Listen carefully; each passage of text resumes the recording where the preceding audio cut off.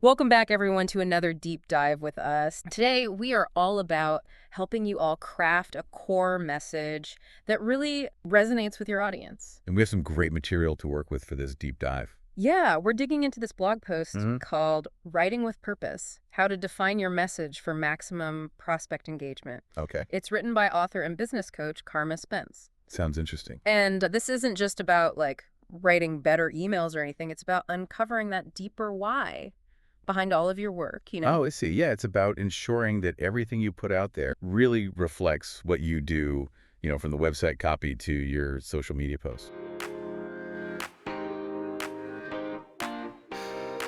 The post starts by talking about the unique value proposition, Uh-huh. or as it's more commonly called, UVP. Oh, yeah, UVP. And this can sound like a really jargony business term, Yeah, definitely. but when we break it down, it's actually a really powerful concept for any business. Okay. I'm interested to hear more about that. So imagine you're at a networking event and someone asks you, what do you do? Your UVP is the response that you give them that makes them want to know more. Oh, that's a great way to put it. And it's only one sentence. Whoa. One sentence. Okay. So how do we define our UVP? Well, it's all about the transformation you provide and how your work leads to changes in your clients' lives. Okay. For example, do you help people feel more confident about their finances? Hmm. Or do they hit business goals because of your coaching? That's the core of your UVP. Okay, so it's not just about what services you provide, but it's about the before and after story your clients experience. Exactly. It's all about showcasing the value you bring Mm-hmm. and why someone should choose you over everyone else doing similar things. Absolutely. And Carma Spence then talks about the importance of defining your convictions. Uh-huh. And, well, this is where things get a little more personal. Okay. Because it can feel a little vulnerable putting your convictions out there for everyone to see. I can see that. But it's really important for attracting the right people and repelling those who are not a good fit. Yeah. It's like a screening process. Exactly. And so in the blog post, she gives this example of somebody in the wellness industry. Okay. And they might have a strong conviction against quick fix solutions or fad diets. Oh, interesting. So by taking a stand, even if it's a little controversial, you're signaling to potential clients, this is what I believe in and this is what I won't compromise on. It makes you stand out. Yeah. And that can be super powerful for building a loyal audience Mm-hmm. who really resonates with your values. Yeah, people are drawn to that authenticity. Exactly. When you're clear about your convictions, it really shows. Now we've got our UVP and we've got our convictions. Okay. How do we tie it all together? That's the question, isn't it?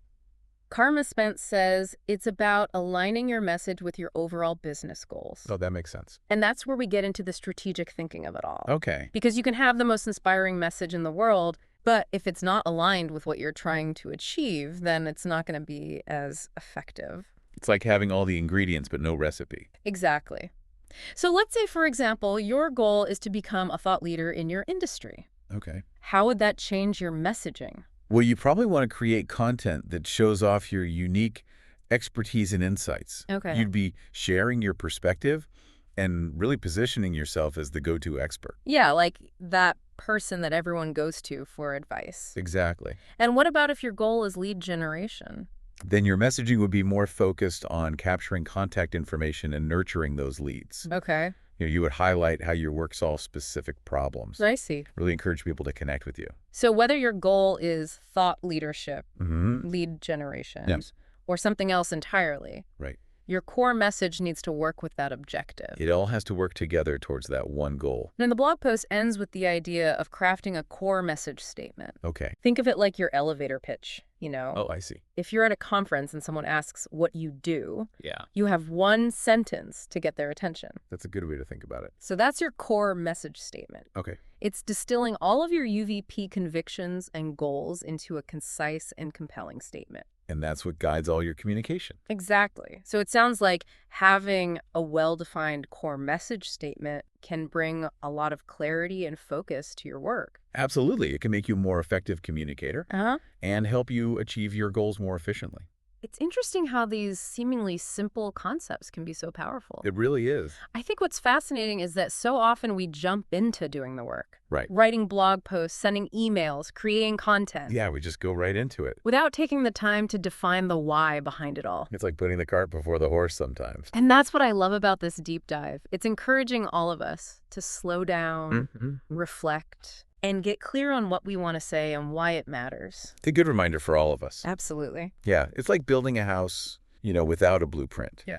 You might end up with something that looks okay, but it might not be structurally sound. Right. Or truly reflect your vision. Yeah, and in the blog post, Carma Spence offers these really thought-provoking questions to help us really dig deeper into our core message. I like that. Like one question that she poses is, what are you deeply passionate about in your field? Oh, that's a good one. I used to think that a core message was this static thing, almost like a company slogan that you just put on a business card. Yeah. But I've realized that it's something that should evolve as you do. Oh, that's interesting. Because as you gain more experience and your passions shift, your core message should too. That makes a lot of sense. And as we evolve, we can ask ourselves, what are the common threads in my most successful work? So we can identify those areas where we really shine and where our message resonates most strongly. It's about looking back and noticing the patterns, like which projects were the most fulfilling. What kind of feedback did you get? Yeah. Those clues can point you in the right direction. Absolutely. And she also asked this other powerful question.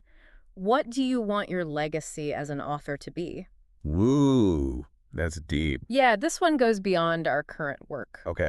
And makes us think about the long-term impact we want to make. I get it. When I first started writing, my goal was just to get published. Yeah, I feel that. But as I got more experience, I realized I wanted my work to empower other people. Oh, wow. To find their voice and share their stories. That's beautiful. And that became like a central part of my core message. I see. So it sounds like defining your legacy is about identifying the values and the principles that you want to be remembered for. You know what mark you want to leave on the world. Exactly. And that can be a really powerful motivator. Sure.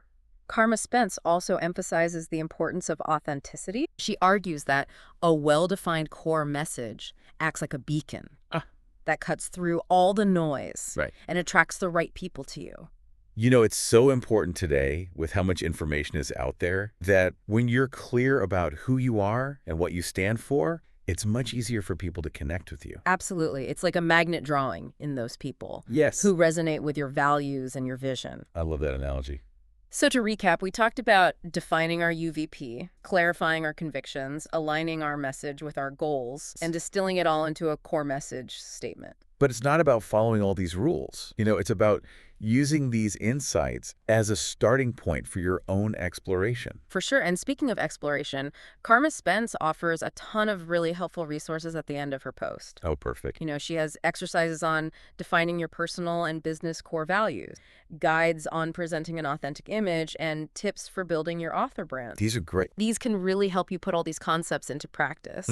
Because it's one thing to listen to this deep dive and nod along. You really got to do the work. That's how you see the results. And that's what makes the deep dive so unique. What's that? We're not just giving you information, but we're giving you the tools and inspiration to actually apply it to your own lives. Exactly. And hopefully that leads to more powerful writing, more meaningful connections, and a greater sense of purpose.